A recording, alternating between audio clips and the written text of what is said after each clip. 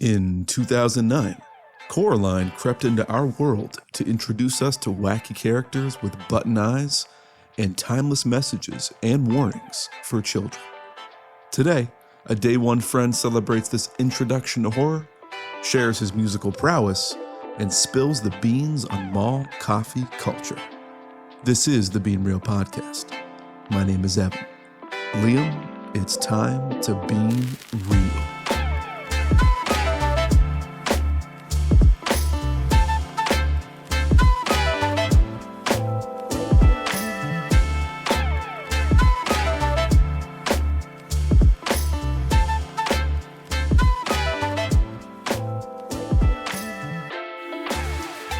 Hello and welcome to the Being Real Podcast. On this lovely morning in April, I am joined by longtime friend, the rock star himself, Liam Dunn. Liam, how are you, my guy? I'm fantastic. Evan, the older you get, the more you sound like your dad when you call me Rockstar. It's very obvious why my dad called you Rockstar, but it's just more... For what it's worth, it was a good time because I always felt good. You know, it was it's been a lifetime of hearing it. Even when you guys moved away, or when you moved away, I'm like, I don't go around there anymore. Now my car is your parents' old car. So it's like, you guys just never leave. You can't get away from it. It's a hand-me-down vehicle that you actually paid for. It sure is. Well, my dad had like nicknames for everybody. That's why it made it all the more hurtful when he called me Evan. I never got one. No, I'm kidding. I think I had a couple. Okay. Well, Liam, this has kind of been a long time coming. I knew you'd be on the show eventually. Yeah, we planned on it, but unfortunately, I'm the busiest person in the world. I'm the busiest poor person in the world, I should say. Well, you're earlier than most. You got a spot a little earlier than most. We're just kind of fresh into the second season here of the podcast. And we're just kind of rip-rolling through it so far. I'm scheduling about 2 people per month just to make it a little bit more of a balance for myself and allow me to be more consistent with the releases. So super stoked for you to be here. I just kind of want to, pick your mind a little bit and ask you how you are. And maybe you can share with the listeners who you are as a person. You don't have to dive too deep into your psyche, as I mentioned with the last guest, but maybe just a little bit about what you like to do, some hobbies, and what you're looking forward to in the near future. For myself, I don't. My name's Liam. I guess I should start there. I've known Evan since I was like 2 or 3 years old, and I remember running across the street with 2 popsicles in hand. And I very vividly remember one of them being root beer because I prayed to God that you guys would take it. Because I don't like root beer flavored popsicles. I think it was me. I was a sucker for root beer as a kid. I do vividly remember that moment. That's like a formative memory. I remember being please don't leave me with the root beer. It was such an immature olive branch that in the form of frozen popsicles. That's great. That's what a good time. But I don't know. Right now I live out in Girard. I rent a house from my dad. I live by just myself with my dog. And I sell car parts for a living. I work at O'Reilly Auto Parts. That's interesting. I work in the commercial desk. It's been kind of cool. I've been there for 4 years now, and every year I've kind of taken the step up career-wise. So I'm hoping maybe to be on salary by the end of this year. But a big cheese, huh? Yeah, right? That's what I'm saying. Other than that, my dad and I play music together professionally. Usually anywhere from like 2 to 5 days a week, we're chugging along playing music. So, a shameless plug, me and the boy on Spotify and all other streaming platforms. It's all over the place. It's just me and then ampersand, the little and symbol, the boy. It's me and my dad. I got another album coming out hopefully soon, but that's been a headache and a half trying to get to work. So let's take it a little bit back. I was never too big into the local music scene, so you were really my one shining opportunity for a small foray into the Erie, Pennsylvania music scene. But I remember the super amazing opportunity for young kids to get involved in like music shop based rock schools, where you definitely entered into, and it was such a small joy to be able to like watch you perform at certain venues, whether that be the local skating rink or just a small bar later on in life, when I've watched I guess you and the father would be the inverse. I don't know. Me and the boy. What was the inception of Me and the Boy like as a band? So coming off of everything, my last full band experience ended in my senior year of high school, and then Mm-hmm. tried to do college, wasn't feeling it. So I came home and just kind of like a lot of tension at home because of it, because my mom was like, oh, let's go to college or die. But I also have Chinese sisters, so I feel like that's an unrealistic expectation to live up to. As so, Well, I think during our time, college was always going to be difficult to live up to, considering the yeah. rising costs and just yeah, that's a whole different conversation. So I came home. My mom told me to cut all my hair off and get a job with my stepdad or move out. And I chose or move out. And she did not care for that. So I lived with my dad for about 2 months, just working temporary jobs and, working through temp agencies and kind of just pulling my hair out. And then his drummer said that he didn't want to go on tour. So in April of 2017, my dad and I decided that we were just going to pack it up. He gave me 10 days to learn all the music, and then we were out on the road. And that was really the start of it. It was spontaneous. My mom had custody growing up, so I didn't know until I was like 13, 14 years old that my dad even played music. So, learned how to play the drums completely independently in a non-musical family, and then to find out that the other half of my family was super musical. It was a really nice thing to just like kind of ease into just growing up, and then getting the opportunity at 19 years old to be like, oh, you want to go on tour? Yeah, I do. So That's like I feel like that's a big ask for you to take that short amount of time to learn a lot of what your dad had been putting out without any of your prior help. Yeah, no, it was not easy, because my dad at the time, with my dad's like full band, he had somewhere in the range of like a 6-hour catalog of music. Oh my God. So yeah, it was literally like wake up, go downstairs, play the drums all the way through. Do you feel like that's what at that time? I mean, I'm just trying to put everything together that you've told me. Like you're not sure about your career at that point. You're pulling your hair out in frustration, as you said. Do you feel like that's what you needed at that point? Was that like a call to action for you? I think in retrospect, like in seeing the times of my life that I didn't have music were always like really frustrating for me when I wasn't doing something musical. I think it's like a really good creative outlet that really helped me, like, oh, I'm angry, or oh, I'm in a really good mood, or it was a time for me to be cathartic, and because I'm not like a very destructive person, aside from when we were kids and we used to throw fluorescent light bulbs. We were like the epitome of the neighborhood destructive gang, for sure.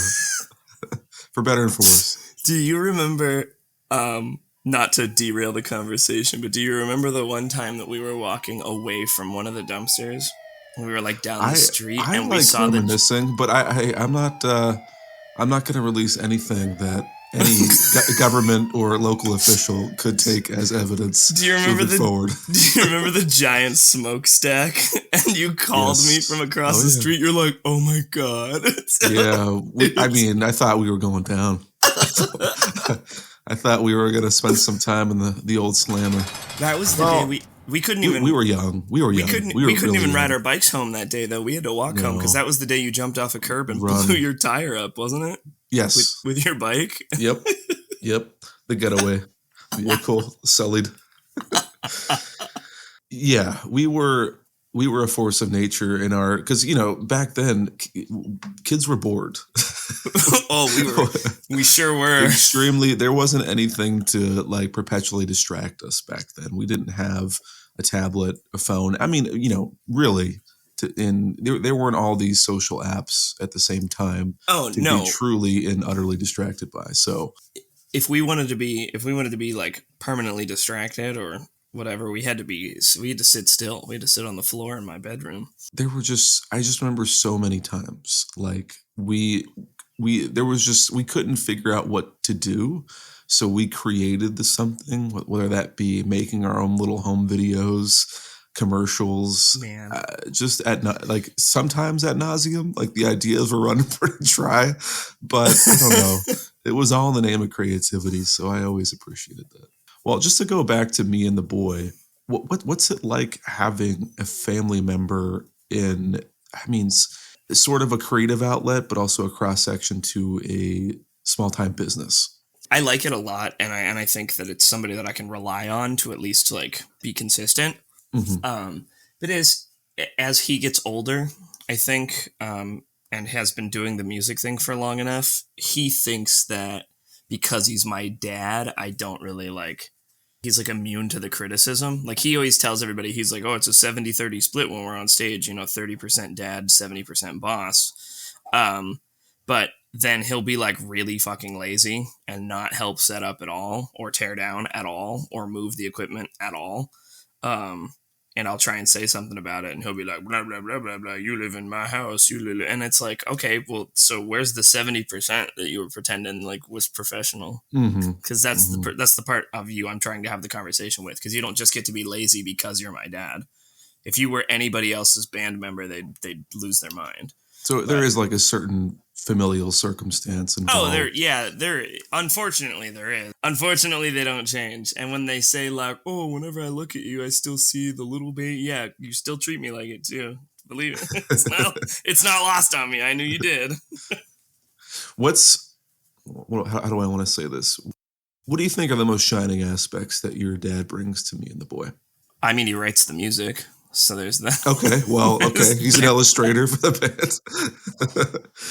Because I do not rate the music. Let's say if you were to give a small step into me and the boy, maybe a more, let's say, commercial song that your dad has written and that you've both really enjoyed, what would you recommend to the listeners? Surrounded by Pines, probably, that's like our bread and butter song. That's the one that I think, if whether you like the music or not, almost everybody likes and almost everybody gets along with. What do you take from the writing and the atmosphere in that song?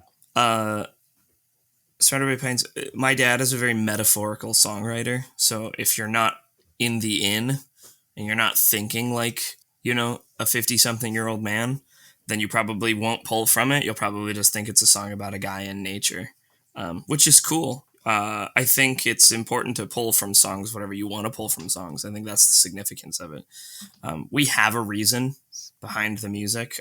There's definitely like songs that are about things and songs that are about other things. But if we extrapolate on it too much, then it limits who can relate to the song. I love that. So we keep it to ourselves for the most part. If you see it live, obviously we have like little quippy, like, oh, this song's about, but yeah. And then the people are listening and they're like, really? I'm not getting that.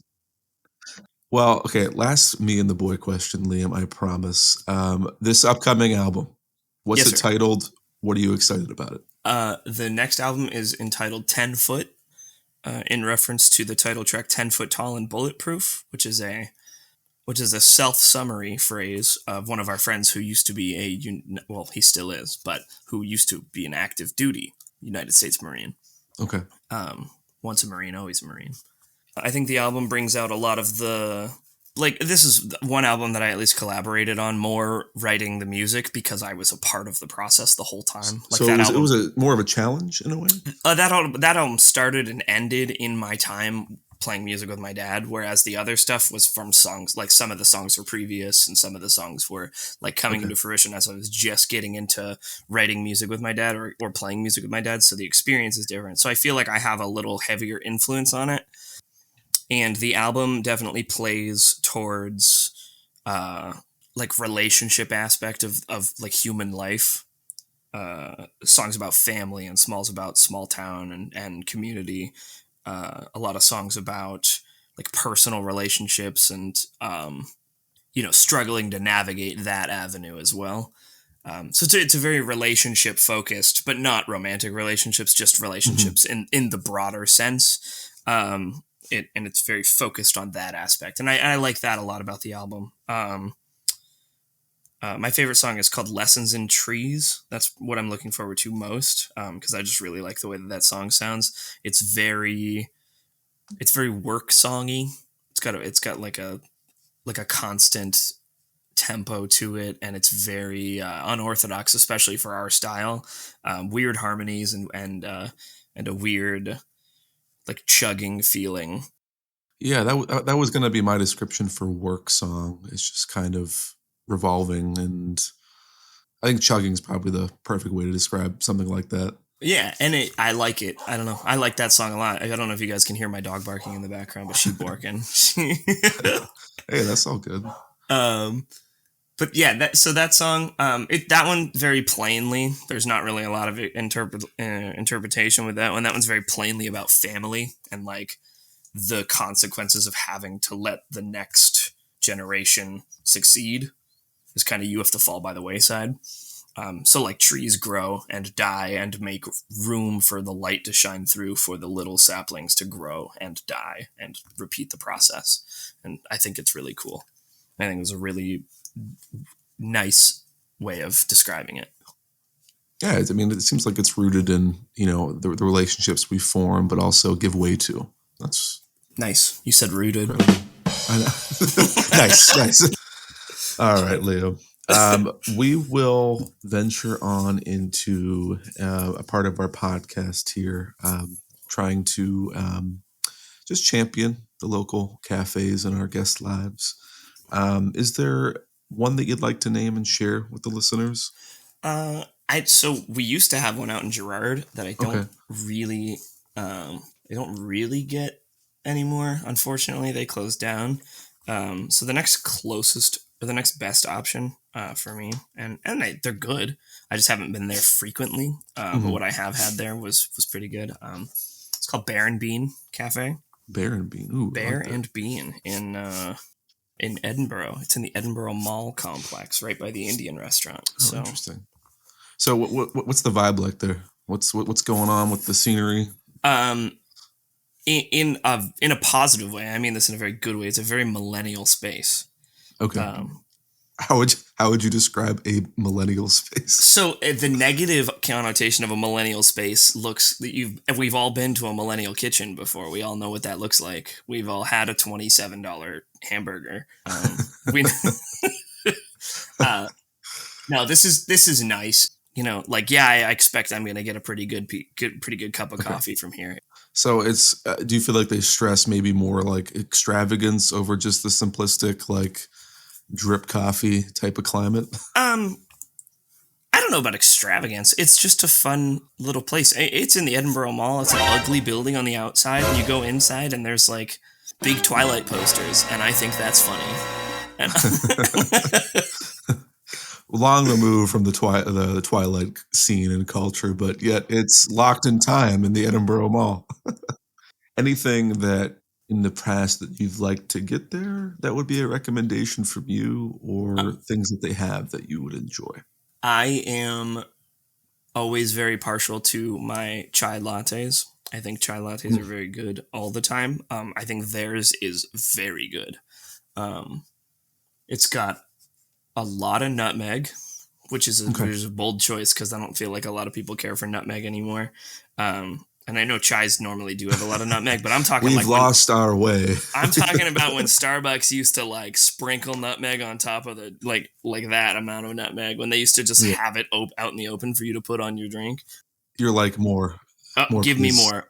I want this to make me see forest people. Like I want to hallucinate. um, Well, and, because there is a spectrum with chai where I don't like you can tell that they've put every spice imaginable in this mixture compared to another shop that might just wave the spices themselves. Yeah, I love going somewhere and they're like, "Here's your chai latte, sir," and it is just hot cinnamon milk and like, One thing that I am amazed by, which I don't know if this is an actual fact or not, but when I was watching the animated Spider-Man movie Across the Universe, Okay. or whatever it was, there was an Indian metaverse Spider-Man that mentioned that chai means tea in their native Yes. language, so we're just calling it Tea. tea, which Yeah, is because interesting. it uses all the Indian spices. Yeah, it's the same in Arabic too. There's like two splits, depending on where you got it from, whether you got it from China or you got it from India first. That's where the like etymology comes from. So when we call stuff tea, it's because we traded with the Asian coast and we got Chinese tea from those ports before we ever interacted with like Indian ports. This Yeah. is eye-opening for me, at least. So in the world, there's like the tea has two father words, and it's chai and it's tea, depending on what region. Get off the windowsill, Bubs. Come on. Thank you. Well, I will keep Bear and the Bean in mind for the community. I don't know if I could ever encourage our listeners to venture into this Edinburgh Mall, which seems like it's lost in time between the Twilight era and modern day America. Unfortunately, the Edinburgh Mall is just like a plaza of 6 buildings. There's really not a whole lot going back there. So I don't recommend going there for anybody unless you're passing through and you want a good coffee. Well, Liam, we're also here to talk about and venture into a different world, at least for Coraline, in the 2009 American animated film, Coraline. It sure is. And we can't mistake Coraline for Carolyn. No, we can't make that error again. It's just to go over a little bit about the story and little bit of the history. It's a 2009 film, so we're talking recession era, which is, I think, maybe a larger part of the narrative here too. It's gothic. It's a little dark for the kids. I don't know if this was so directed towards children, even though for obvious reasons I know it was. I just don't know if it was necessarily 100% appropriate, which is fine. Maybe it's a little foray into the horror for children, and that's cool. It definitely scratched, like rewatching it again this last week. It definitely scratched an itch as an adult. I was like, oh, that's a good movie. It's something that bewilders you as a kid, but actually like elevates you as an adult. You're like, wow, this is what my childhood meant. Yeah, it makes me realize that I'm probably a little more messed up for watching Flapjack than I think I am. So this was written for the screen by Neil Gaiman, who has done plenty of other work, including the Sandman comics. So it was based on his 2002 novel, directed by Henry Selick, who was the director for The Nightmare Before Christmas in 1993, and James and the Giant Peach for another in 1996, both with Tim Burton, which we can definitely see an association with here in this film. It's produced by Leica. We've actually done another Leica film on the podcast, Kubo and the Two Strings, which was a fantastic film from this fantastic studio that always like focuses on the finer details, which should seem like a given in stop motion, but man, do they make it so apparent in their dedication to the work. They're located in Oregon, and they're named after Leica, the dog that was sent to the space by the Soviet Union in 1957, which is kind of cute. That's kind of cool. So the writer Gaiman, he was finishing the novel, and he actually met with Selick, who took a big interest into the movie. And it really tells the story of our titular character, Coraline, and her discovering an alternate universe that mirrors hers behind a secret door in the home in which she is moving into with her parents. And she is blissfully unaware that that alternate world contains something dark and sinister. I think after doing some research on the film, it's pretty cool when the film's production designer stated that his biggest influences were on the color palette between the two worlds, something that I want to highlight before we dive into the movie. Um, Obviously, in the real Coraline's real world, everything's very muted, dreary. It's sort of maybe reflecting her current emotional state as a child. And then when she goes into the alternate universe titled The Other World, it's more colorful, it's vibrant, it's idealistic. And the film's production designer stated that his biggest influence was The Wizard of Oz, which makes so much sense because meet Dorothy in a sepia tone and she transitions into the colorful Oz.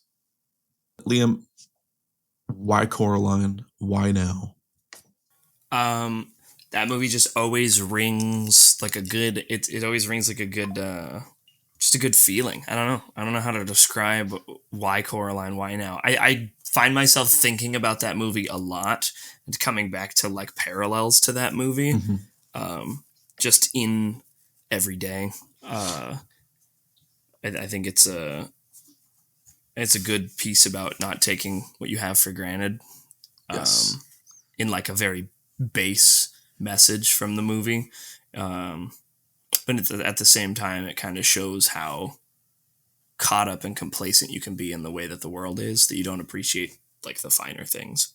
And we'll dive into those messages on the back half of the episode. But that's like, I think you gave like a pitch perfect summary of exactly what this film is going for. So a lot of grass is greener. That's what it is. It's that whole movie, and I like that.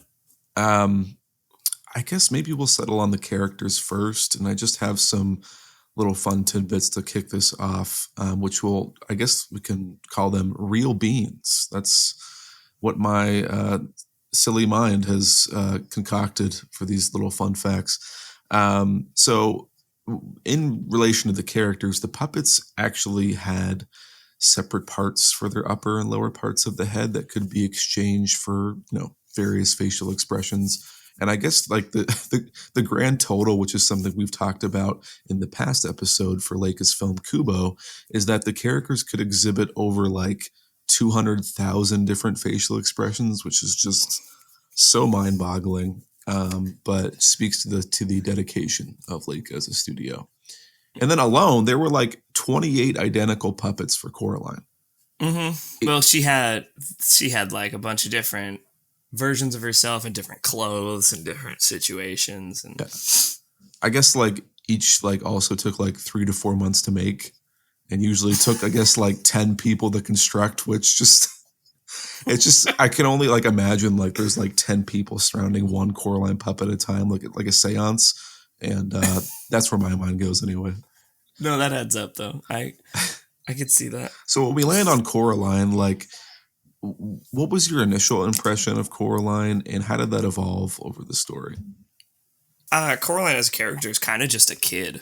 Like I know the feeling of being a kid and just like kind of doting about and just wishing people would pay attention to you. Yeah.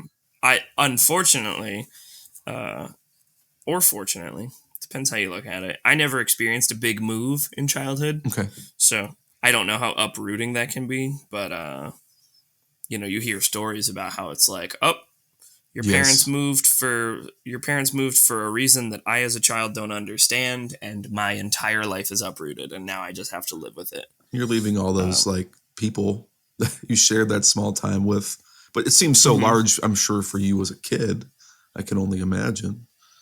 Yeah. I don't know what that feels like, but I don't know if you can share this as well, but I just when I was growing up, I didn't experience a big move either, but I was very reserved and shy with people in my peers in school. So I was really an observer in my own world, and I didn't necessarily always get the attention that maybe I would have liked, but I was just able to imagine, in that silence, was able to imagine all these things that were not actually taking place in my life, but just like stewed my creativity. I don't know. Were you in a similar spot or? To some degree, for sure. I definitely had a hard time making friends growing up just because I had a lazy eye. I had that's an understatement. My eyes were messed up all the way through, and so I think it was a pretty isolating experience, like as a child. Mhm. But I really didn't lose friends, thankfully.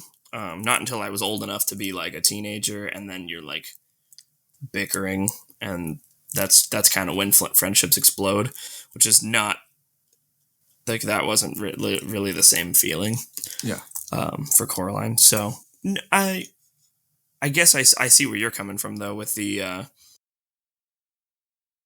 creating your own stories and finding a creative outlet because you. There's definitely like an other world that I would imagine and fantasize about, but that doesn't mean necessarily that I didn't enjoy the things in my real life. It was just more of like, oh, there's this that I have that I don't know, my own little world, I guess I Oh, would call buddy, it. we lived it. I remember.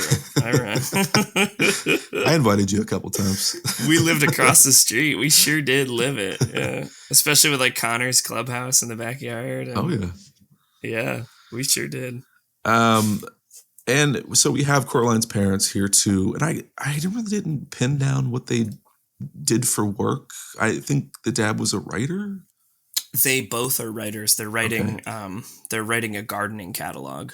got it, got it. I think maybe so. I did know that their father was a writer. Didn't know that maybe the mother and the dad were working together.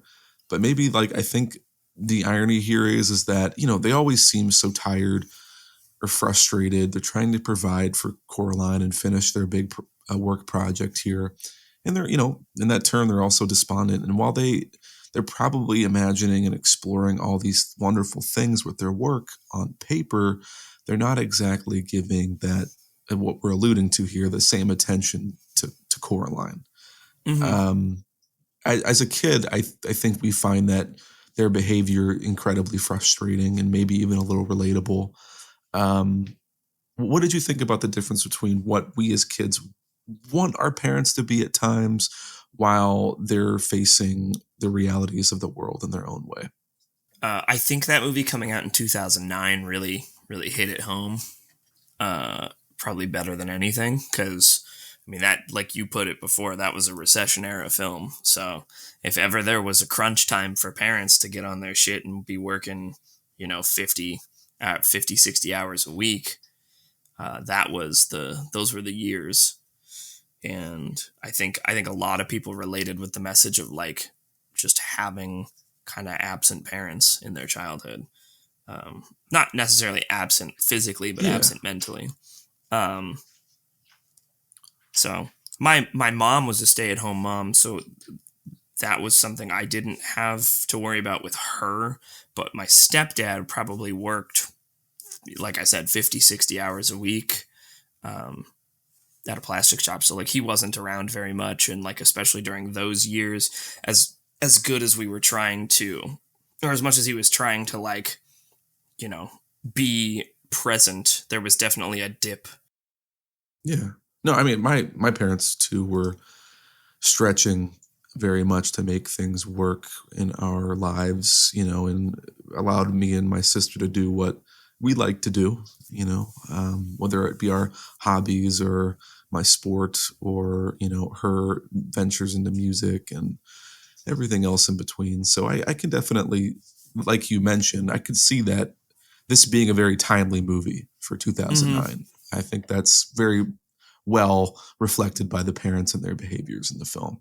There's one scene in the movie that really hits home on like this message specifically. Okay. When Coraline and her mom come back home from going clothes shopping, and her mom like turned her down on the gloves. She goes back out to go grocery shopping, and she says, "Is there anything specifically you want? You can pick anything you want for dinner." Um, and Coraline's like, "Ah, you mean the gloves?" And like the look, obviously it's animated, but the look that they portray on her mom's face as she's like walking out the door, and she's like, "Okay, I'll see you later." Um, really like hits home that idea that like the parents were going through something that a child couldn't understand, and you could sit down and try and explain that to them, but at the end of the day they're really not going to get it. Yeah. To your point, like it might be so obvious to us as kids, which should be so obvious to us as kids, but we miss all the clues, right?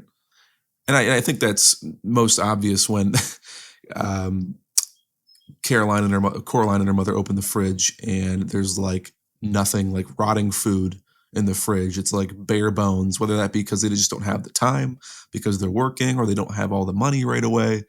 And it's something so relatable to me because I feel like during those years, our cupboards were a little more bare than usual. And just all these obvious clues that I was missing, but I was still like wanting and wanting as a kid, as we do. Like we see things Yeah. beautiful in the world and objects that we'd love to have. Maybe our peers do, and we can't have them. And we impart that on our parents, and they feel all the worse for it. But at the same time, at the end of the movie, it comes around and her mother does gift Coraline with those gloves. And it just goes to show that beautiful sacrifice that our parents ultimately make at times. The other character I wanted to talk about, who's not really only mentioned in the novel Coraline, is Wybie. He's mentioned in the novel as the boy who lived in the house before Coraline, but the character is expanded here. And in the light research I did, the Leica decided to expand this character because they didn't want to make it seem like Coraline was talking to herself all the time, which I think is a decision, because I think Coraline talking to herself all the time is just very kid-centric, but maybe also emphasizes her loneliness. But either way, he definitely plays an important role here. And my only question for Wybie is, much like his otherworld persona, do we think Wybie is disturbed as a kid, or is he just like a really freaky guy? I think he's disturbed in the sense that like he's neglected, and there's clearly some turmoil there because he lives with his grandmother. Mm-hmm. So obviously, like people in that situation like didn't have a good, or like their parents, or there's something going on with their parents. But they also specify in the movie that he's never been in the house, so he can't, like the Pink Palace, so he can't be the person that lives in the same house as Coraline. Right. Right. So, I mean, I think yes. Kind of in the same vein as Coraline, like he's got a weird sense of escapism with his mask and his motorbike and his like obsession with banana slugs and yeah, all that kind of stuff. It seems like he's always trying to get away and be wild and explore. Yeah, he's definitely got his own sense of escapism, and I think that shows in the movie. And usually people that have that sense of escapism aren't all there in the head. So obviously we have a whole other band of people at the Pink Palace living above and below Coraline's home, I guess, apartment sort of situation. Two being the two burlesque sisters who live in the basement, who are like clearly trying to relive a bygone era. And they're like almost like magical in a way with their, funny enough, their aging hard candies and taffy. This calls back to Leica and their thing with details. Yeah. When they're going through and talking about their like prophecies and stuff, or they're like reading her tea leaves, and it's like one of them has the hand and one of them has a giraffe. Oh, yeah. In Coraline's room, in Coraline's other room, when the toys are like talking to her, I only paid so close attention to the scene because the squid goes, "I want to hug your face," and I. The way they bring the smallest parts of the film to life is incredible. But you never see a giraffe in that whole movie except in the tank toy, in that scene where all the toys are coming to life, and a giraffe is driving the tank. But in every other scene of that movie, there's no giraffe. In her normal room, the tank is unoccupied, and there's not a giraffe sitting anywhere near it. So that's just like they were both right, and like throughout the whole movie, their prophecies are like two sides of the same coin. Just one of them is more significant than the other. her saying like you're in grave danger, and the other one's like tall beast. Oh, it's just a giraffe, and we see that in a very small way. That's cool. That's something that I missed with the whole giraffe thing. But either way, I mean, like these two sisters, they just released some of the MacGuffins in the film that assist Coraline on her journey to saving the ghostly children that we know the other mother has captured in her spinning web, but also her parents that are ultimately kind of the other mother's ultimatum for trying to save them. But we'll get to that in a little bit. And then obviously we have the Polish turned gymnast who maybe owns a mouse circus, who lives upstairs, Mr. Babinski. Arguably Ukrainian. I don't know if Bobinski is. I thought they said Polish in the film, but I could be wrong. I'm not sure. I could just be imparting my own desires for the character on the film. The only thing I know that states that he's Ukrainian is that the little badge that he wears on his shirt is Chernobyl Liquidator's badge. Yeah, that's fair. I did see that mentioned in the novel, so I was like 70% sure he's Polish, but I guess I lost on those odds. That's fine. For all we know, it could be Soviet. I think at large, though, like these characters are just like to highlight the eccentricity of the world and that Coraline is like desperately looking for. She wants people to color her life a little bit, and they definitely do that in spades. I think it's a really nice detail that in the real world, like in her real world, every single person except for her parents gets her name wrong. I think it's a really good detail.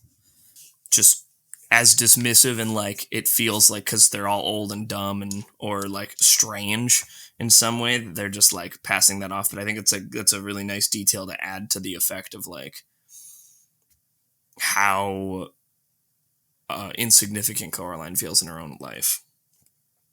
That flew over my head while watching it, but it makes all the more sense and clearly annoys her throughout the film because it's really just driving in that nail that she feels so alone and just unattended to, really.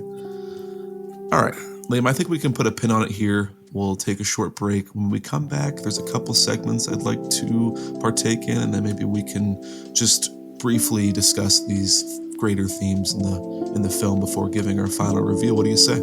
Yeah, absolutely. That works for me. All right, we'll be back.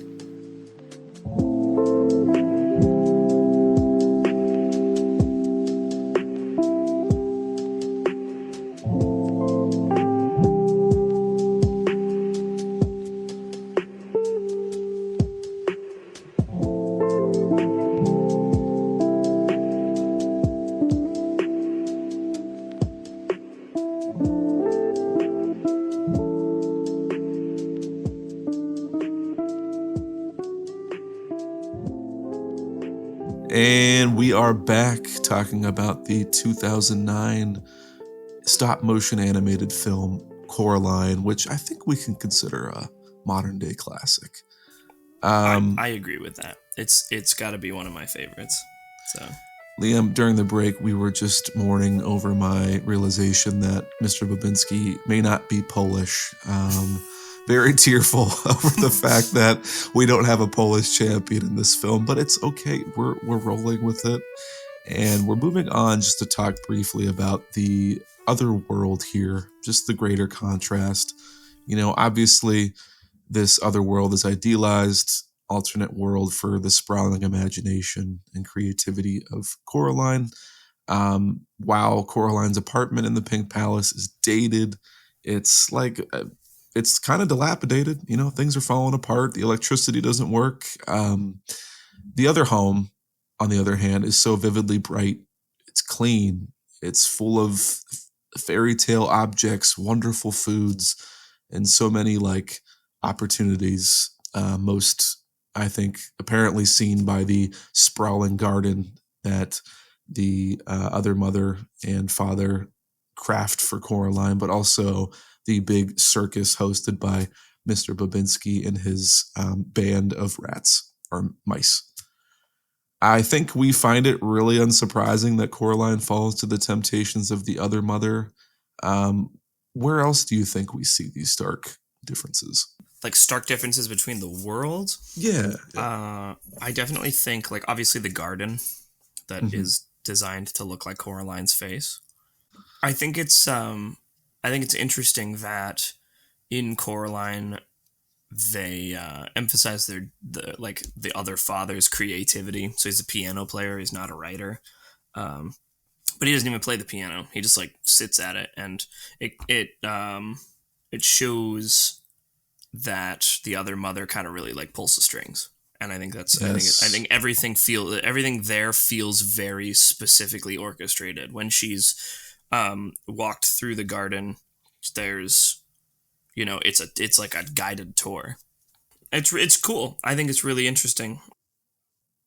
Stark differences between them, or between the two worlds. Obviously, like YB not talking, um, which is like a super red flag because she specifically says like I made him not talk, which kind of is her Yeah. first. That's like her first implication to Coraline that she is making this world for her. Even something simple like when they're at dinner and like magically Coraline is thinking about one of her favorite beverages, the mango Mango milkshake, milkshake, and it yeah. just it's kind of already there on the chandelier. I I pointed that out too. I thought that was so strange. Um, and another really cool difference that they draw, that kind of ties along to the idea that the other world was good at meeting like her most simple desires, and it like appealed to some things, but it didn't like reach the true heart of what Coraline wanted, which at the end of the day was like a fulfilling relationship with her family. She wanted like her home life to be better. That was all this was. Is when the other mother gives Coraline an outfit. Mm-hmm. The outfit consists of everything but gloves. Mm, okay. It's a shirt, pants, and boots. Yeah. Coraline has a hat from the real world because she's seen wearing it all the time, or not all the time, but she's seen wearing it occasionally throughout the film, and she always wanted the gloves. So there are little aspects in the other world that are kind of missed. Like they're giving her all these wonderful things, but it may be hitting home that it can never deliver what she's truly looking for. Yeah, it's substance over soul. You know, every time Coraline comes into the other world, the other mother's cooking every single time, Yeah. except Yeah. for once she's like upset about the buttons. That's like the first time that like she shows up and they're not cooking. And I think I'm going all the way back to the very beginning of the film where we see this. She has a doll, but she's deconstructing it. And it's so interesting because we're taking something that already is and basically eviscerating everything that came before. We're taking out the cotton or whatever is within the doll, unsewing the mouth. It's very strange, but also a little perturbing the way it's done. But it just goes to show that the mother's trying to rip everything out that Coraline doesn't like or came before to instill something new. And it ultimately becomes the doll that spies on Coraline and helps the mother gauge her interests and her greatest desires. I thought that was just a very artful way to not give everything all at once, but give us a general idea. Liam, I'd like to invite you to our first segment. It's essentially, as I've explained to other guests before, a would you rather, but we call it this or that, new for the second season. And Liam, I want you to know that this particular choice basically demands that you sort of become a Cinderella of sorts. Okay. um, would you rather be the custodian for Mr. Babinski's frantic mouse circus? And Liam, just so you're aware, we need you to seriously consider that all of the exotic cheese and the mice droppings that can be involved with that. Or would you rather housekeep for the burlesque sisters, April and Miriam? And yes, I am also considering that you would have to dust those taxidermy Scottish terriers. Liam, this or that? I'm gonna have to go with being a custodian for Mr. Bobinski. Okay. Okay. I And have what motivates your decision? I have decent experience with animals, so they don't bother me that much. Dead animals, however, kind of off putting. Like taxidermy, like pets, kind of freak me out. And also way less real estate. An alarmingly small amount of real estate. There's a lot less in the Bobinski apartment than there is in Oh, that's the great. burlesque apartment. So like I'm cool with that. Oh my I'm god. also just not very privy on like catty old women. Like when they're bickering, I just not a. I love how you're gauging the like square footage of the spaces. I feel like Mr. Bobinski's got like Yeah, no, yeah. like he's probably good to talk. He's probably cool to But talk I mean, to. you got to think about that circus tent too. That it does add some square footage alone. That's fine. I mean, that's depends which circus tent we're talking about. Because in Mr. Bobinski's circumstance, if we're talking about the real Mr. Bobinski, Mhm. he's only got a handful of mice and That's fair. a chicken, because the chicken in his world is real. Maybe with his circus, there's the potential that you could really be involved with a full scale band. That's true. I could be. I could play bouncing red ball for the. There is some credibility to your choice here. You're right. I do think it would be difficult to deal with April and Miriam and all of their old hard candies and their just general untidiness. I don't know. It would be a lot to hear them. They also just seem very nosy. I feel like Mr. Bobinski would be like very out of the way, just like doing his little oompa. Do you feel like that's how you like to operate in your do. role, where you're like, do not like survey over me. I just want to be. Yeah, please don't talk to me. I'm listening to Stained right now. I don't. He's in his feelings at his 9 to 5. All right.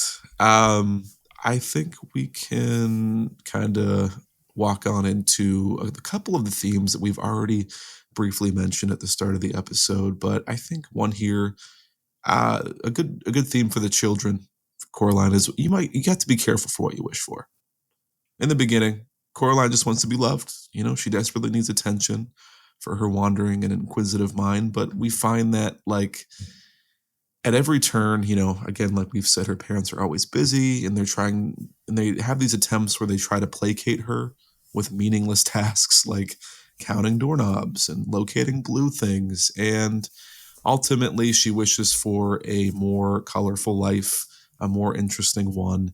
And she finds all the dangers that come with that.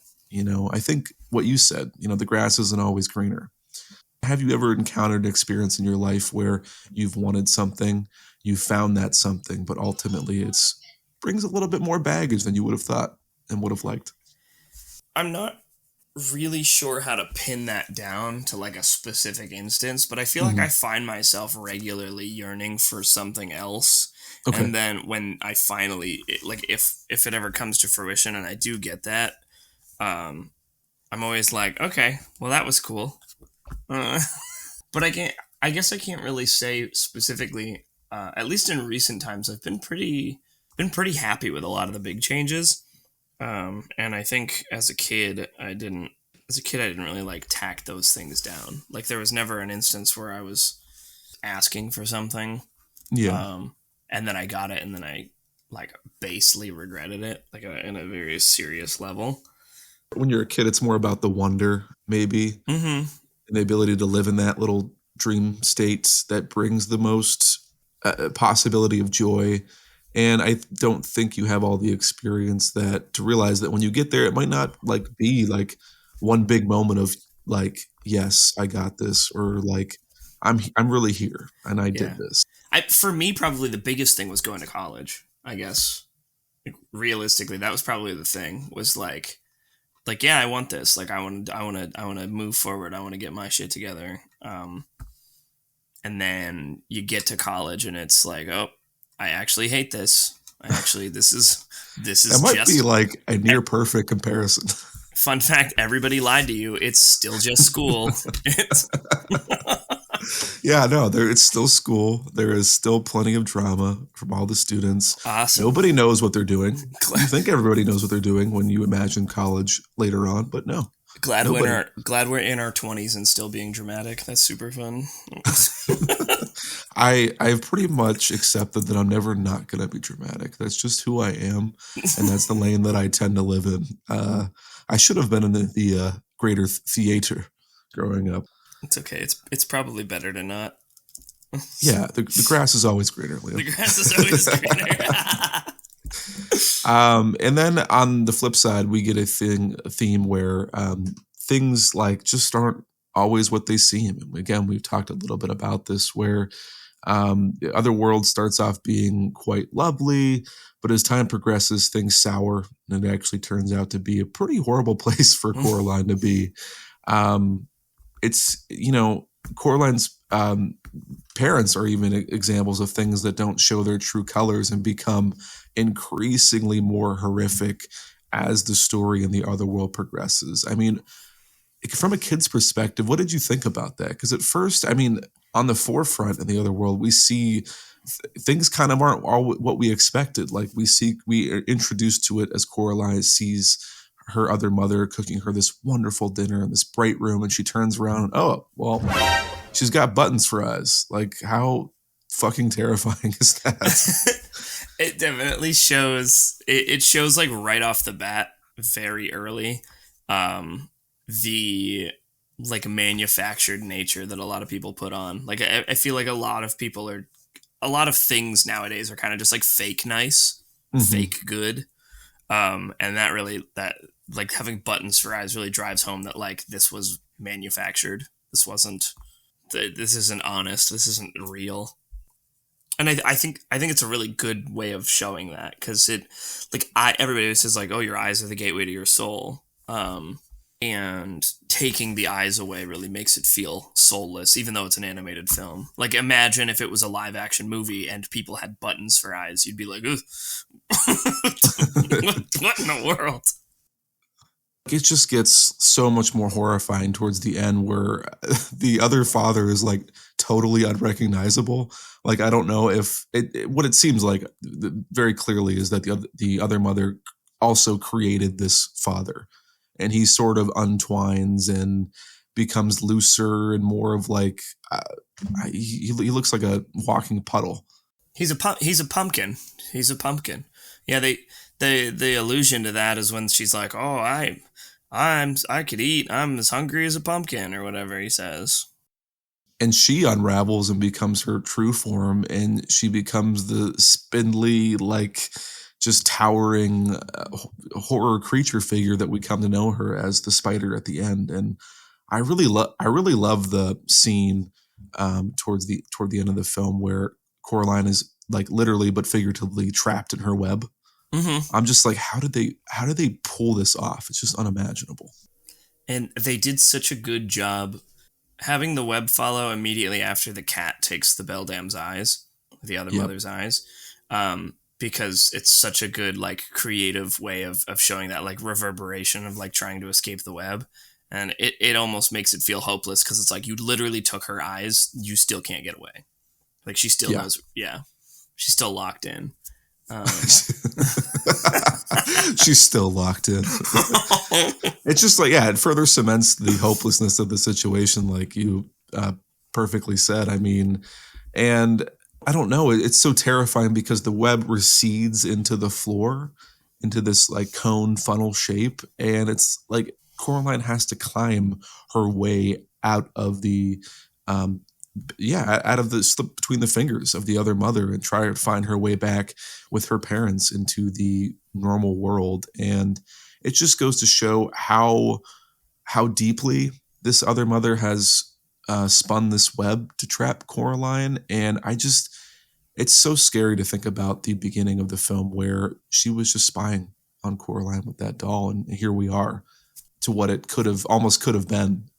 It's just this elaborate scheme that I think is so horrific, and I don't know is necessarily appropriate for children. But hey, the world is not so glossy, and if there is one introduction into a children's lesson of, you really have to look out for yourself, and that these brighter things that you imagine don't always turn out to be what you imagine, I think it's perfect. And for that, Liam, I think we can move on to our final review of the film. What's your 1 to 10 score of the film? My 1 to 10, Coraline is like a staple in my life. I think that they do a lot of things really, really well. Their attention to detail is really good, and this time watching through it, this last time I paid attention to all of those close details. I think the art style is fantastic. I think the perspective that they play when they're like when she's crawling through the crawl space and like the mice are bouncing away and it like gets longer and longer, or as the door is slamming closer to her. I think that it did a really good job with perspective. 2009 was probably like a 3D year, which is why the movie's animated the way that it was. It was probably like a real D movie when it came out, but It was, yeah. yeah. So it does that without feeling intrusive. I think watching it in the modern day, it still looks really good. The message is good. The voice acting is good. Normally, when people play children, they're insufferable, and I think Coraline was acted. I think Dakota Fanning did a really good job, and it was a really good role. The only issue I have with that movie, it feels like sometimes the pacing is kind of rushed. Definitely feels like the movie goes from like 0 to all of it and then resolved within like 10 minutes. I know it's not that fast, but it definitely resonates as that fast. So it climax to resolution just felt like lightning fast. And so I guess for me, that pacing issue is really the only flaw I see in the movie. I don't have any issues with design choices. I don't have any issues with like characters. I'd probably give it somewhere in the range of like an 8.75, like a 9. I really like that movie. I really hold it on at a very high regard. Yeah, this is one that I think I missed in its initial release when I was a kid. I don't think my parents had any interest in taking me to see this movie, but one that I actually like rented to watch in high school. And I remember being totally bewildered by this film, not only because, like you had mentioned, the details they put into this movie are just so vast and incredible, and you feel it. Like when she enters the other world in that little tunnel where those mouse are bouncing in, it just feels so like you can reach out and touch it. You are Coraline entering another dimension. And I mean, that's just one reason why the film is so great, I think is going to stand the test of time, but also because this is a story that is so applicable for so many people. The messages aren't so like specific. They're broad, and just because they're broad does not mean that they're worthless or that they're contrived or that it's been done too many times. And it just sort of champions people who are different and they're willing to be more out there.